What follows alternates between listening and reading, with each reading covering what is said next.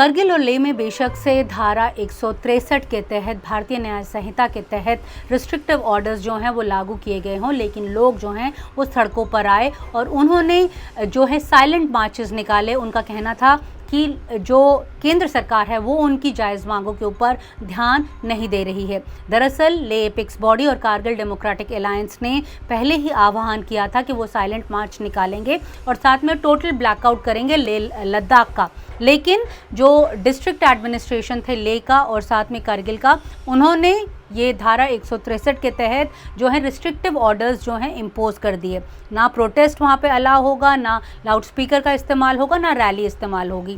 तो इस मसले के ऊपर जो वहाँ के चीफ सेक्रेटरी हैं डॉक्टर पवन कोतवाल, उन्होंने क्या कहा, आइए सुनते हैं। कहीं कोई खता होती है, कोई इंसिडेंट हो जाता है जो कोई नहीं चाहता हो, लेकिन हो जाता है, इससे हम अनहोनी कहते हैं।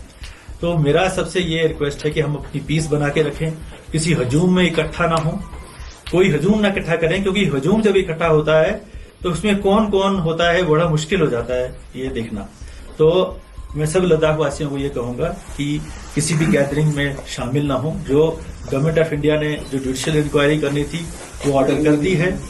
हमारा जो भी एचपीसी का डेट्स जो है वो इमीडिएटली अनाउंस अभी होने वाली 1-2 दिन के अंदर। ये मुज़ाकरात का और डायलॉग का, डिस्कशन का जो कॉन्स्टिट्यूशनल सेफगार्ड्स लद्दाख को देने हैं उनके ऊपर बातचीत जो है उसके लिए एक कमेटी तश्कील है, जिसमें कि यहाँ के जितने भी रिस्पेक्टेबल प्रोमिनेंट लीडर्स हैं वो सब उसका भाग है, उसका पार्ट है। तो ये हम जो है नॉर्मलसी की तरफ हम आ रहे हैं, तो हम नॉर्मलसी भी रहे कोई भी कहीं भी इकट्ठा होने का, क्योंकि अभी हमने 163 हटाया है। 163 लगाने का हमारा पर्पज ही ये था कि कोई इकट्ठा ना हो ज्यादा, क्योंकि 163 का मतलब ये है कि 4 से ज्यादा लोग इकट्ठा ना हो। खतरा ये रहता है कि पब्लिक ऑर्डर डिस्टर्ब ना हो। हम पब्लिक ऑर्डर किसी भी कीमत पर डिस्टर्ब नहीं होने देंगे। उसके लिए हमें जो भी कानूनी कार्रवाई करनी होगी हम करेंगे, लेकिन हम सबसे हमारा जो स्ट्रेंथ है वो लोगों का योगदान है, लोगों का कॉन्फिडेंस है।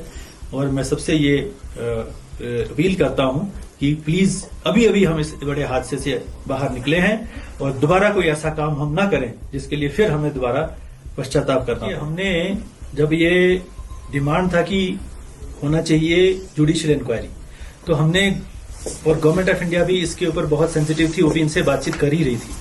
जो लद्दाख एडमिनिस्ट्रेशन है, जो यूटी एडमिनिस्ट्रेशन है, उसका मानना है कि जो लद्दाख की इकोनॉमी है वो सारी की सारी टूरिज्म पर डिपेंड करती है। पिछले कुछ दिनों में जिस तरह से कानून व्यवस्था वहाँ पर ख़राब हुई तो लोगों ने काफ़ी कैंसिलेशंस की, जिसके चलते वहाँ की जो अर्थव्यवस्था है वो चरमरा गई है। तो अगर वहाँ पर शांति बहाली रहेगी तो लोग जो हैं वो ज़्यादा से ज़्यादा वहाँ पर आएंगे और इकॉनमी जो है वो दोबारा से पटरी पर आएगी। इसके ऊपर डॉक्टर पवन कोतवाल की क्या राय थी वो सुनते हैं। और ऐसी चीजें हमारे टूरिज्म को खत्म कर देती हैं। आज की डेट में मैं जब भी देखता हूं तो सबके चेहरे मुरझाए लगते हैं कि जैसे अब कुछ बिजनेस नहीं रहा, कुछ आज इस सीजन खत्म हो गया। तो ये चीजें बार बार तो नहीं आती हैं, मतलब ये सीजन तो निकल गया ना अब। तो इसलिए अब हम जो रिट्रीवल कर सकते हैं इस वक्त हम कोशिश कर रहे हैं कि हम करें। हम पूरा कोशिश कर रहे हैं कि टूरिज्म जो है वो दोबारा रिवाइव हो। अभी हमने WTM लंदन में उनका जो एक एग्जीबिशन होता है जो बड़ी देर से डिमांड करते हैं, अभी हमने अप्रूव किया, कल ही आज ही मैंने उनको इन्फॉर्म किया। तो मेरे कहने का मतलब ये है कि बच्चों की पढ़ाई है, अब थोड़ी देर के बाद फिर उनके स्कूल बंद हो जाएंगे। अभी एग्जाम बच्चों के ये जो रिक्रूटमेंट के एग्जाम हैं, तो हमें इसके ऊपर ज्यादा ध्यान देना चाहिए, ताकि क्योंकि जो डिमांड हमारी थी वो पूरी। कॉम्पनसेशन जो मैंने कहा है गवर्नमेंट ऑफ इंडिया, क्योंकि compensation we have full sympathy with the people who have lost their, जिन्होंने कमाई वाला बंदा खो दिया, जिसको हम ब्रेड विनर कहते हैं। घर में एक ब्रेड विनर होता है, अगर वो ब्रेड विनर चला जाता है तो घर जो है वो बेसहारा हो जाता है। तो सबसे बड़ी ये है कि कुछ कॉम्पनसेशन किसी एक सोर्स के थ्रू कोशिश भी की गई है देने की भी, लेकिन ये डिमांड आई है कि इनको कुछ ऐसा जो रेगुलर कोई इस तरह का कोई सिस्टम बने। तो ये चीज जो है यही हम आगे करने जा रहे हैं, लेकिन इसके लिए पीस का होना तो जरूरी है, कॉन्फिडेंस का आपस में तो होना जरूरी है। इसलिए हम जानते हैं कि एक आदमी, हमें मालूम है कि ऐसा है जिसके घर में कुछ भी नहीं, दूसरा ऐसा था जो कि वे ब्रेड विनर था। तो इसलिए इन कॉम्पनसेशन का इशू जो है, पैसे का इशू गवर्नमेंट के लिए कभी भी कोई बड़ा नहीं रहता है, मैटर प्रिंसिपल का होता है। तो जो भी इनोसेंट आदमी है उसको अगर जो डैमेज हुआ है उसको कॉम्पनसेशन का जो है वो हम उसके ऊपर पूरा पॉजिटिव है। दरअसल 24 सितंबर 2025 में जब वहां पर प्रोटेस्ट हो रहे थे, इतने प्रोटेस्ट जो हैं वो आउट ऑफ हैंड चले गए थे कि पुलिस वालों ने वहां पर फायरिंग शुरू कर दी थी, जिसके चलते 90 लोग घायल हुए थे और साथ में 4 लोग जो थे वो मारे गए थे। इसे लेकर कारगिल डेमोक्रेटिक अलायंस और ले एपिक्स बॉडी जो है उनका कहना था इसे जुडिशियल इंक्वायरी के तहत ही जाँच जो है इस मसले की जानी चाहिए।